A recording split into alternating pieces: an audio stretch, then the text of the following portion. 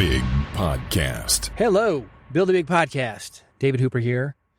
BigPodcast.com is the website. This episode, a little bit different. Something I have said a lot that I try to drill into your head and everybody that I meet, their heads too. Get the tape. Get the tape. What we are doing is important work. And you never, ever know when it's not going to be an opportunity for you anymore.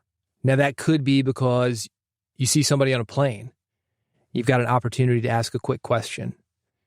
It could be maybe you just never reschedule something. It could be because somebody dies.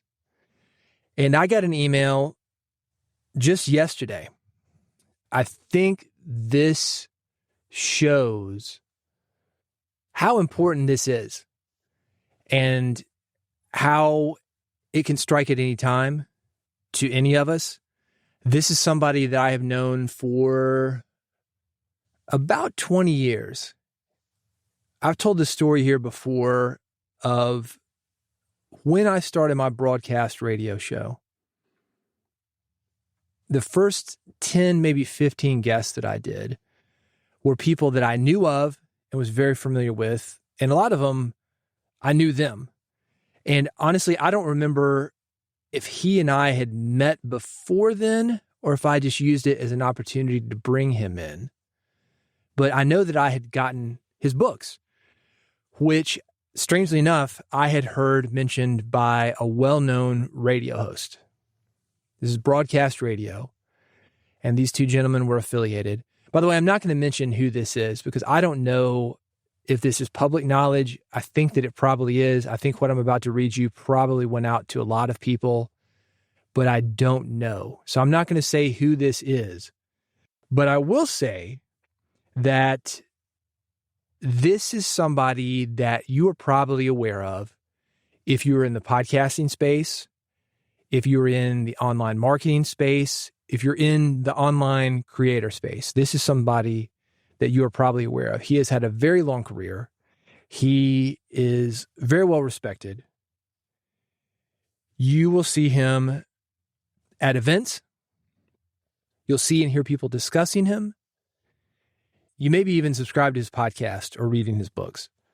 So I'm going to read this here, and I want you to think about this because this is something that could happen to any of us. It could happen to somebody that you want to interview, but you just haven't gotten around to. And that's what I said at the very beginning of this episode. Get the tape. Book it. Book it. Get it on tape. David, I wanted you to hear this from me rather than through the grapevine. I've always encouraged people to ask, what does this make possible? 2 weeks ago, I thought I was an extraordinarily healthy 76-year-old guy. But on the 7th of this month, I discovered I have advanced pancreatic cancer that has already spread into my liver and bones. Past the point of treatment, only pain control from here on.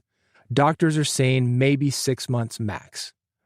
So I have the gift of being able to think and reflect, having amazing conversations with, and he mentions his wife's name, my kids and grandkids.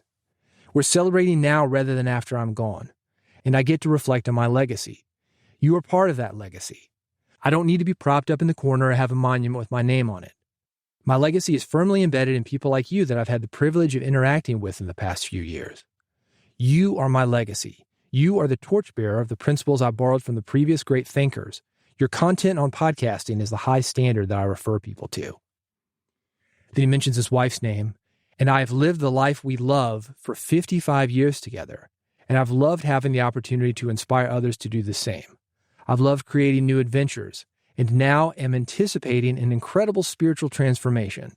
Thank you for being who you are and for carrying a tiny flame from me to the many you now influence.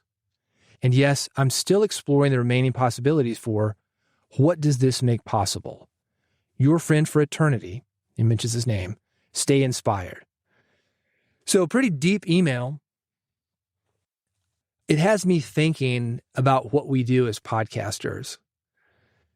I've already mentioned getting the tape. There are people that are getting older every day and they're not going to be here forever that we need to talk to But obviously, we're in this too. We are not going to be here forever ourselves.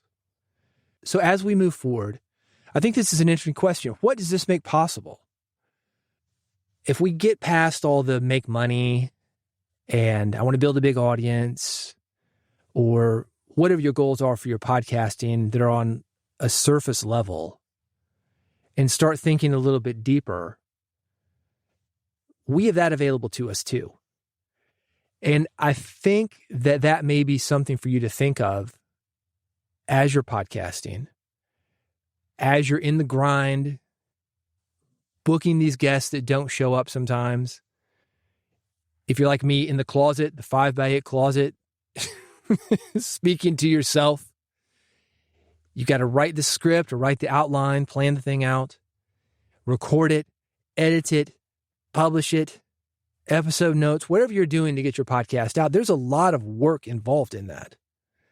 I think for people to do it, it can't just be about me. I want people to pay attention to me. Or I want to grow an audience and we're thinking in numbers.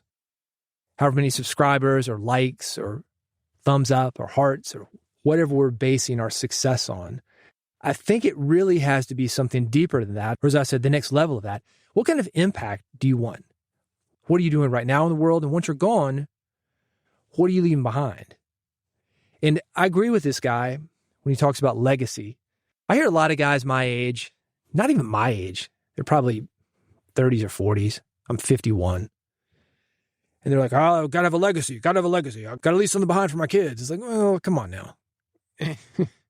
The world goes on and the world's going to be fine without us. But while we're here, what is it that we're doing to make the world better for people and improve things and get people communicating and give people opportunities? We've got that opportunity. So I'm not necessarily worried about legacy or what's going to be happening when I'm gone. I'm worried about now. What can we do right now to make people's world better, to make our worlds better? There's nothing wrong with that. I mean, that's one of the reasons that I do the work that I'm doing. I think that when you talk to people, and I'm talking about really talk to them, get together one-on-one and have differences. The radio show that I mentioned hearing about this guy from, I'm not actually a fan of this guy. And I'm talking about the host, the guy whose letter I'm reading. I am a fan of him. I'm not a fan of the show that I found him from. It's arguably a very conservative show. I don't like the message that it's spreading, but I use it to make the point that if I sat down with this host and we were able to have a real conversation, just knock off all the red and the blue and left and right, or north and south and black and white, whatever we find divisive about our culture, move that out of the way. I think that I would have more things in common with that guy than differences, and there'd be some common ground. That's the thing that I think that we have the opportunity to do within podcasting. If I see you on social media, you see me on social media, there's a comment, 280 characters, whatever. You're like, oh man, that guy's a jerk. That guy's a jerk. You don't have the full story. I don't have the full story. Maybe it's a bad day. It's arguably a person doing the best they can at the moment that they're in with the resources that they have. But we don't know that. We've got 280 characters. It's a slice. Oh, that guy's a jerk. Podcasting has a little bit more depth than that. That's one of the reasons that I'm very excited about it. We control it. You can go as long as you need to make your point. You can put out as many episodes as you need to make your point. And I think this letter is a good reminder of that. And what a gift, right? He says, now I have the gift of being able to think and reflect. We've all got that, man. But we're so busy with growing audiences or making money. I got it. I sell that, man. I sell that.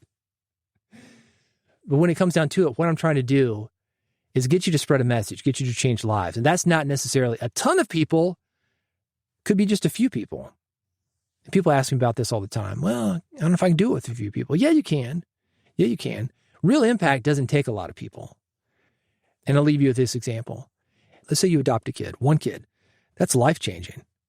And the ripple effect of that continues. Because that kid maybe has kids, has relationships, or interacts with other people. That's life-changing. You can put that same energy into your podcast, reaching out to just a few people. Not everybody, just a few. So think about that. 1, get the tape. There's a lot of wisdom in the world.